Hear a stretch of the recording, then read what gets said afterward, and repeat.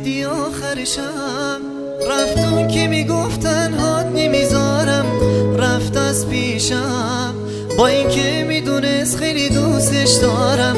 غم چشمامو ندید و رفت و حالا منتظرش من هر شب و بیدارم. تنها موندم آخه هیچ کسی را به جز اون که نداشتم. نمیدونستم واسش فرقی نداشت که باشم یا نباشم. بی خبر رفت و واسم راهی نذاشت به جز این که بشینم و منتظرش باشم. اون میرفت نمیخواست با یه حرفای دلم بشینه، نمیذاشتم که چشای خیسم و حتی یه لحظه ببینه. هیچ حرفی رو نتونستم که بهش بگم و همه حرفامون توی این سینه. توی این دنیا یکی نیست که حال دل من را بپرسه. تازه میفهمم که هرچی بد گفتن از این عشقا درسته. گریه میکردم پشت سر تو نفهمی که قلب من از دوریت میخوره قاسه.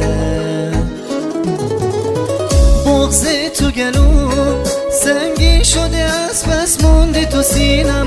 توی آینه همش چشمای قشنگشو اینجا میبینم. دیگه هیچی نمون به جز تنهایی و شب و کاشکی بدون داغون و غمگینم. میخونم بدونه دلم تنگ شده واسه زخم زبوناش. وقتی که به من میگفت حق با منه جای حرفی نمیذاشت. کاش میفهمیدم که نمیمونه پیشمون، نمیمونه پای همه قولاش.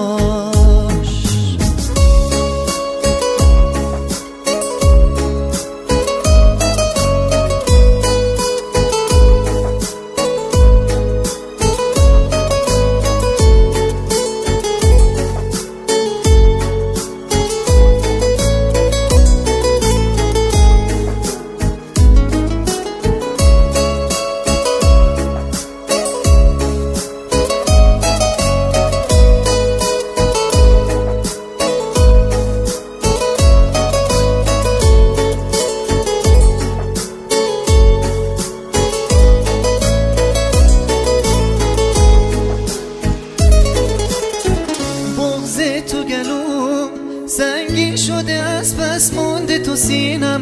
توی آینه همش چشمای قشنگشو اینجا میبینم. دیگه هیچی نمون به جز تنهایی و شب و کاشکی بدون داغون و غمگینم.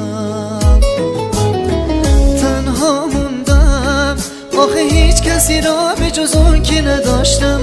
نمیدونستم واسش فرقی نداشت که باشم یا نباشم. بی خبر رفت و واسم راهی نذاشت به جز این که بشینم و منتظرش باشم.